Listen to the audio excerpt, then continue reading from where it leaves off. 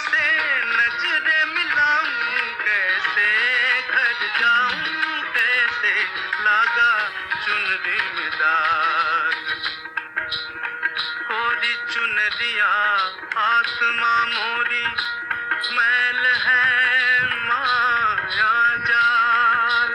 कोरी चुनरिया आत्मा मोरी, मैल है माया जाल। समय के अंतराल में कुछ आवाजें ऐसी होती हैं जो कभी धूमिल नहीं पड़ती। मन्ना दा की आवाज उस शाश्वत राग की तरह है जो आज भी हमारे एकांत को सुरों से भर देती है।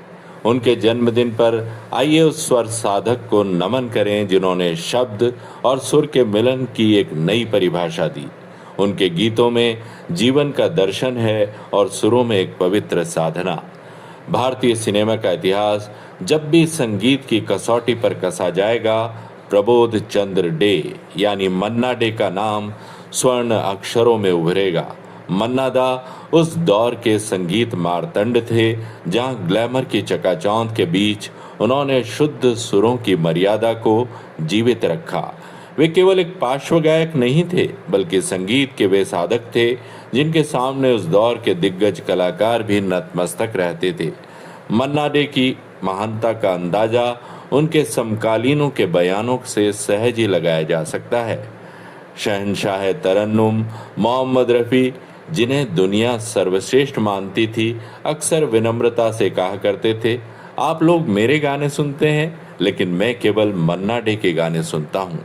रफ़ी साहब जैसा महान गायक जब यह कहे कि वो मन्ना दा का प्रशंसक है तो ये उनकी गायकी को श्रेष्ठता का प्रमाण है।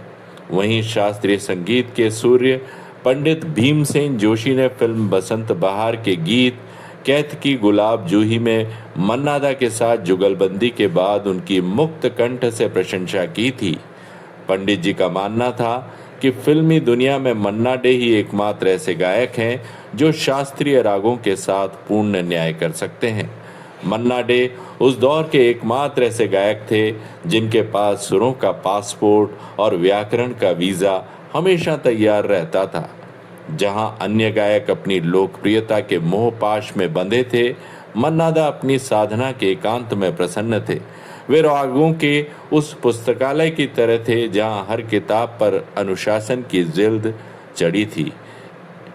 एक अन्य स्थान पर मन्ना दा की विनम्रता और उनकी कला के संघर्ष पर टिप्पणी करते हुए किसी ने कहा था, सिनेमा की दुनिया में मन्ना दा को अक्सर मुश्किल गीतों का विशेषज्ञ कहकर एक खांचे में बांध दिया गया, लेकिन उन्होंने कभी इसका बुरा नहीं माना। वे उस शिल्पकार की तरह थे जिसे पता था कि महल की नींव के पत्थर भले ही दिखाई ना दें, लेकिन पूरी इमारत का बोझ उन्हीं पर टिका होता है। मन्ना दा ने क्लिष्ट रागों को जनमानस की भाषा बना दिया। उनके 8 गीतों की शास्त्रीय बारीकियों को आइए समझते हैं। लागा चुनरी में दाग, जी हाँ, राग भैरवी पर आधारित ये गीत मन्ना दा की सिग्नेचर पहचान है।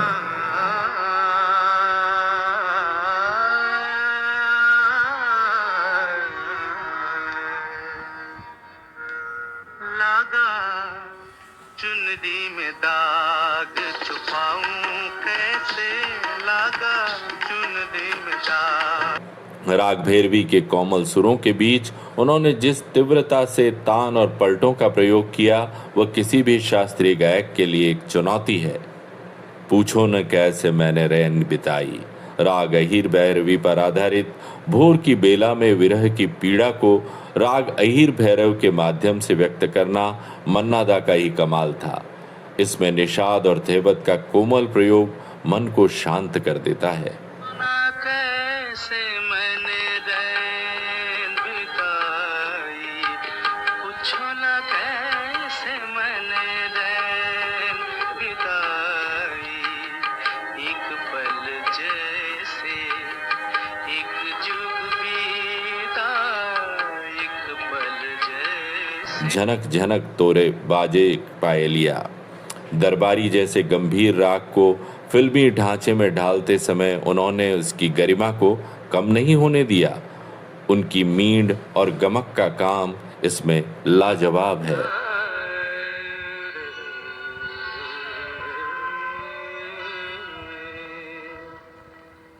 झनक झनक तोरे बाजे पायलिया, झनक झनक तोरे बाजे पायलिया, प्रीत के गीत सुनाए पायलिया, झनक झनक।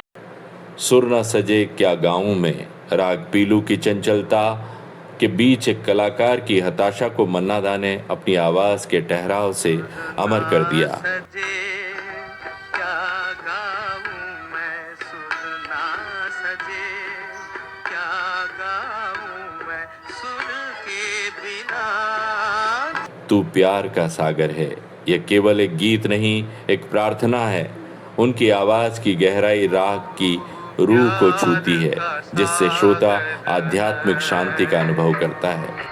प्यार का सागर है, तेरी एक बूंद के प्यासे हम, तेरी एक बूंद के प्यासे हम। कौन आया मेरे मन के द्वारे, रागेश्वरी की जटिलता को मन्ना दा ने इतनी सहजता से गाया है कि वह एक मधुर रूमानी गीत बन गया। कौन आया मेरे मन के द्वारे, पायल की झनकार लिए, कौन आया मेरे मन के द्वारे, पायल की झनकार लिए, कौन आया। एक चतुर नार। इस गीत में शास्त्रीय गायन और कॉमेडी का अनूठा मिश्रण। किशोर कुमार की मनमौजी गायकी के बीच मन्ना दा ने मालकोंस की तानों से जो संतुलन बनाया है वो सचमुच ऐतिहासिक है, कालजयी है। एक चतुर नार करके सिंगार, एक चतुर नार करके सिंगार, मेरे मन के द्वार ये घुसत जात, हम मरत जात, अरे चतुर नार करके सिंगार। केतकी गुलाब जूही पंडित भीमसेन जोशी के साथ इस कठिन जुगलबंदी में मन्ना दा ने यह साबित किया कि पार्श्व गायक भी शास्त्रीय दिग्गज के कंधे से कंधा मिलाकर खड़ा हो सकता है।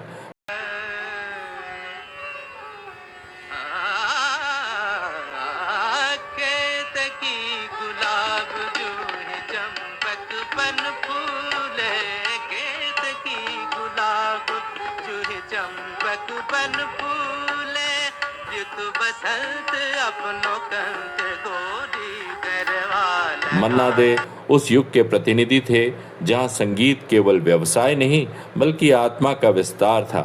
शंकर जयकिशन से लेकर आर.डी. बर्मन तक हर संगीतकार कठिन गीतों के लिए मन्ना दा पर ही भरोसा करता था। आज मन्ना दा हमारे बीच नहीं है, लेकिन उनकी आवाज का वो शास्त्रीय अनुशासन भारतीय संगीत के छात्रों के लिए हमेशा एक मशाल का काम करेगा।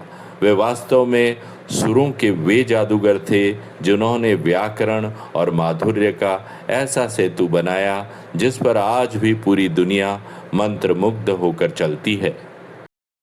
कभी फूल की पत्तियां लट बिखरे तो गाल पे ठहरे, लट बिखरे तो गाल पे ठहरे, होश जिया के उड़ाए पायलिया, झनक झनक